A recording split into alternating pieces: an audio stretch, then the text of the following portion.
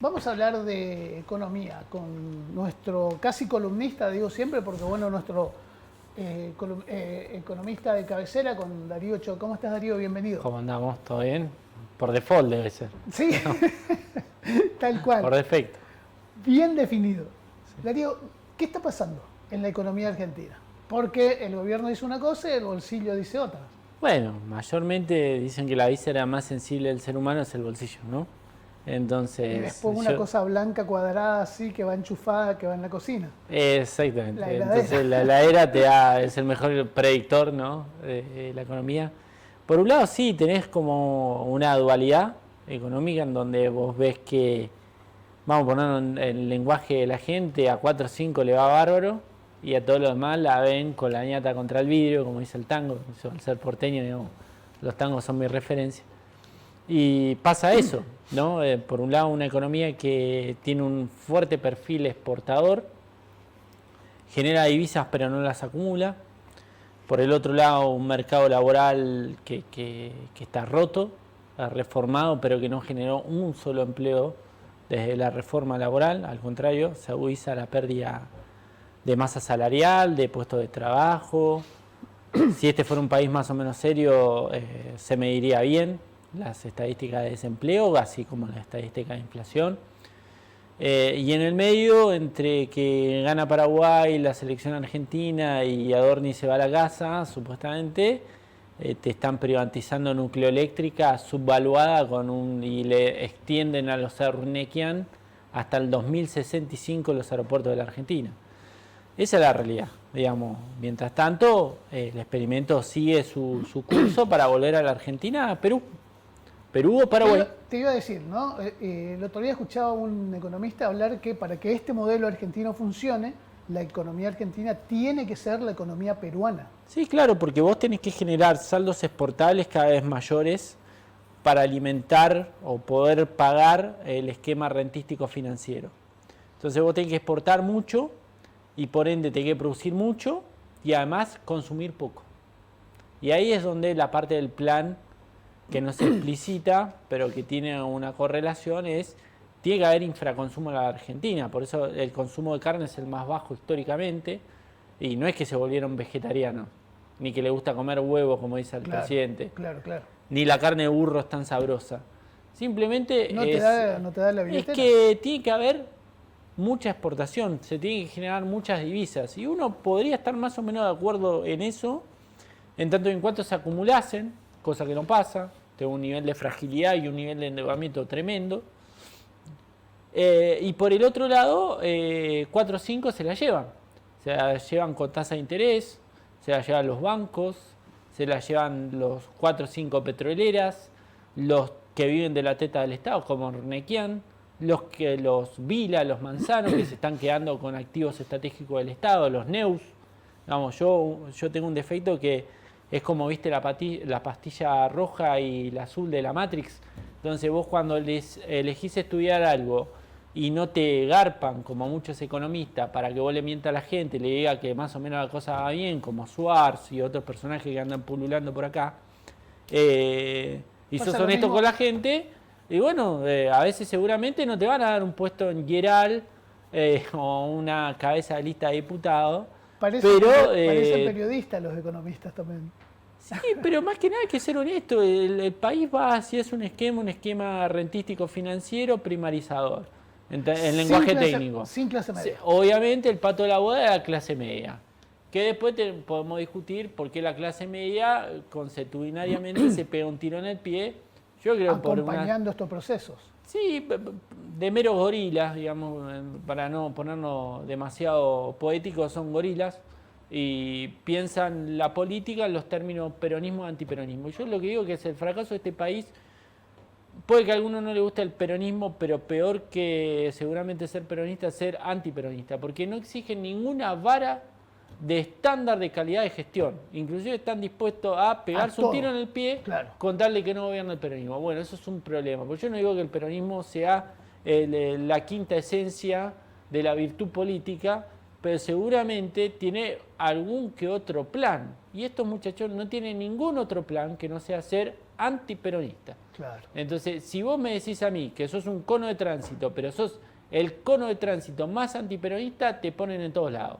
Fíjense ustedes que cómo ha mutado el mileísmo de ser una fuerza política, que el propio presidente Milei decía, la diferencia es que yo no soy gorila, a decir todo el tiempo que es un gorila.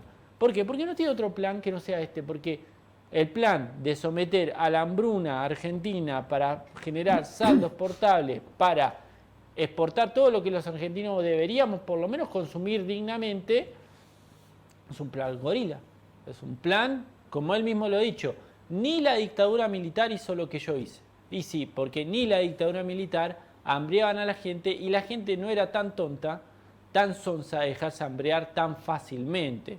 La Argentina de la Había dictadura una resistencia militar política, pero también la otra. Sí, claro. pero además inclusive la dictadura militar era nacionalista en algunos aspectos, ¿no? Sacando alguna dentro del generalato de las dictaduras militares, hubo dictaduras nacionalistas, que uno puede decir, pueden ser liberales, pero ninguna era anglófila, ninguna se sometía a los designios de Estados Unidos e Israel, sino que ejercían desde alguna perspectiva su sentir nacional.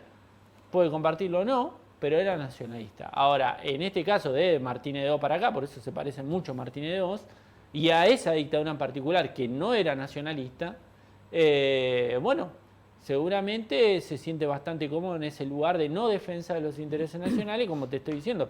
Están por privatizar nucleoeléctrica y como si no fuera suficiente, sacan un tribunal de tasación ad hoc, ¿no? Para tasarlo menos y vendérselo más barato a los compinches. Y bueno, esa es digamos, una especie de cleptocracia que no gobierna, pero que además no tiene, en términos económicos, yo le hablo a la gente. Y la gente, yo le estoy diciendo, al comerciante, el otro día tuve repercusión porque yo dije que los comerciantes misioneros en muchos casos se merecían lo que le estaba pasando. ¿Por qué? Porque realmente son gorilas.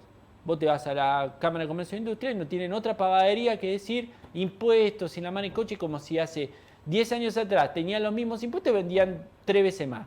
Y ahora tienen los mismos impuestos y no venden nada. Bueno, ¿por qué? ¿Y por qué apoyan esto? Y porque son gorilas. Claro. Entonces con esa gente a mí no me interesa hablar. A mí sí lo que me interesa hablar es con la gente del llano que está sufriendo las consecuencias de las malas decisiones de un empresariado que es mediocre, en la Argentina, un empresariado mediocre, una dirigencia sindical genuflexa, y ni que hablar de la dirigencia política que, vamos a ser sinceros, realmente da vergüenza, para no decir dan asco, ¿no? Porque eso la verdad es que dan asco.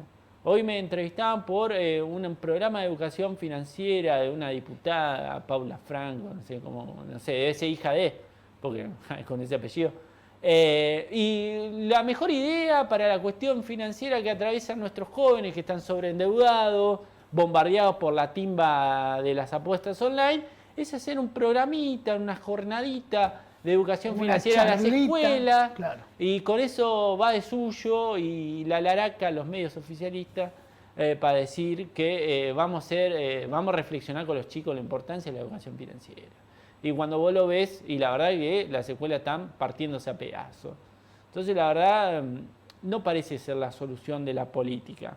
La política debería, por ejemplo, los diputados misioneros, claro, proponer un poquito más que estar difundiendo la interna a ver si yo soy de encuentro misionero, no soy del cuento misionero, o no sé cómo se llamen ahora, sino viendo las grandes cuestiones de la República Argentina, en donde los diputados misioneros brillan por su ausencia. Son oficialismo de todos los oficialismos. Entonces, yo no entiendo todo, ese claro, encuentro misionero para defenderse entre sí mismos. Ni que hablar de lo que están enfrente, eso es la libertad, no sé qué. La PUA avanza. Porque cuando uno ve la realidad de los misioneros, tenemos un impacto en los servicios públicos tremendo. Un nivel de desempleo encubierto tremendo, que si no fuera por la válvula de escape de Avenida 40, donde se toman al palo los cordones de las grandes ciudades, a ver si encuentran algún laburo que tampoco encuentran, o si no, estamos teniendo misioneros de las zafras brasileñas. Claro. Entonces nosotros, cada vez más. peruanizados, paraguayizados con todo el amor del mundo, en donde nos van a hacer, digamos, nosotros vamos a ser la mano de obra de un país que históricamente tuvo una mano de obra barata como el Brasil, y nosotros estamos yendo allá en un nivel de decadencia tremendo. Porque es la única salida aparente. La única salida a mí me parece aparente y consistente es que vos no te transformes en un país peor del que eras, sino que intentes mejorar. Además yo siempre digo lo mismo, la Argentina no tiene ninguna razón de ser, de sufrir lo que está sufriendo. La Argentina es el 8º país más grande del mundo, la Argentina tiene una ingente cantidad de recursos naturales y una formación en su mano de obra bastante aceptable para hacer cosas bastante mejor. El problema está en su élite. La élite argentina es extremadamente bruta. Y para entender la degradación de la élite argentina hay que simplemente ver a Federico Pinedo, quien fue presidente por un día de la República Argentina. Claro. Cuando uno ve a Federico Pinedo, abuelo, y ve a un intelectual orgánico, liberal, está bien, pero no sonso, que hace el Plan Pinedo. Le invito a googlearlo a cualquiera que quiera entender de política. Ahora bien, Federico Pinedo Nieto es un señor que se le dificulta hablar si no tuviera una papa en la cabeza, ¿no? Y en la boca, porque no puede hilar dos ideas contiguas. Por eso fue con Macri, otro parte de la élite degradada de la Argentina, que lo que sabía hacer es cobrar por la ruta 2 lo que valía 1. Eso hizo el abuelo de Macri, el papá de Macri, y eso es lo que hizo Macri después. Entonces, cuando uno ve la élite argentina, ve este tipo de personajes. Y para coronar, digamos, la degradación argentina, tenemos al señor Javier Milei, presidente de la Argentina, gerente de negocio de Eduardo Urnequian, claro, al cual le acaba, como te acabo de decir, extender la concesión de los aeropuertos que construyó el Estado argentino hasta el 2065. O sea, un ñato que nosotros elegimos para gobernar entre el 2019 y el 2023 se despacha con una concesión al ñato que lo puso de presidente hasta el 2065.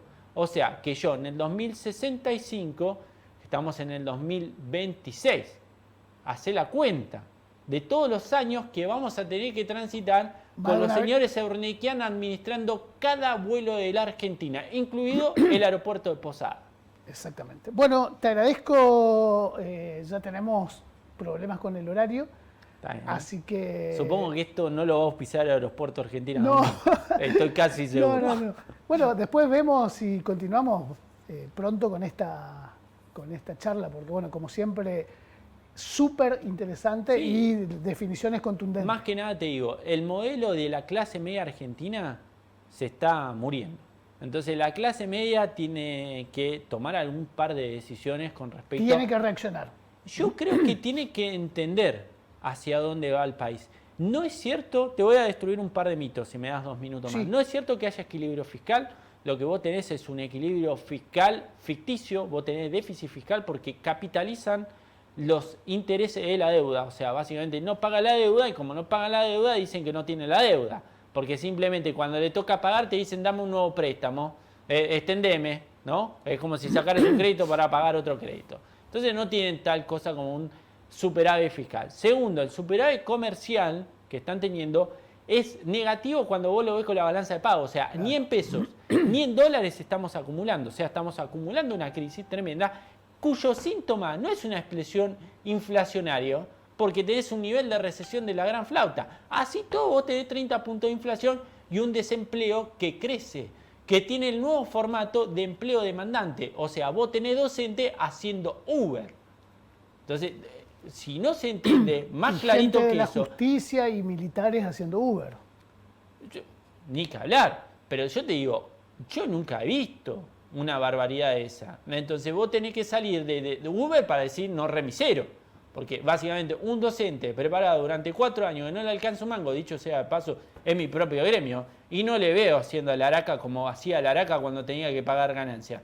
Porque hay diferencias en los problemas. Claro. Ahora, lo cierto es que un gremio formado, medianamente formado, tampoco digo que sean todos los docentes una eminencia, que fueran a Harvard, pero realmente formado, tiene que salir y ser remisero para mantener a su familia. ¿Qué clase de educación puede llegar a brindarle a sus hijos eso? Sin contar con otras cuestiones como la privatización encubierta que se está haciendo de la educación en Misiones y en todo el país, ¿no? Porque mientras a la escuela pública se le mezquina una pintura para el techo, a las escuelas privadas por cualquier formación, barrañi, pedorra, se le abre un curso con cientos de horas cátedra. Y esa es plata que se paga para dar cursos de uñas. Claro. Entonces, cuando quieran pedir explicación sobre la situación educativa de la provincia de Misiones, Ahí agarren hay al titular ejemplos, del claro. SPEM, agarren al titular del SPEM, que viene literalmente choreándole a los misioneros, literalmente lo digo yo, Rubén Darío Ochoa, le chorea a los misioneros la plata de la educación de sus hijos, habiendo ofertas formativas de dudosa conveniencia, oportunidad y calidad. ¿Está bien? Entonces, cuando quieren preguntar a la provincia de Misiones por qué no se pueden pagar mejores salarios y por qué a las escuelas les falta hasta el inodoro en el baño, pregúntenle al SPEM, que es el que le viene robando hace 30 años a la educación misionera. La educación privada es un curro para 4 o 5 vivos. Me tiraste 100 títulos, tenemos que ir ya a al otro segmento, pero vamos a seguir hablando, Darío. Te agradezco. No, Muchísimas gracias a ustedes.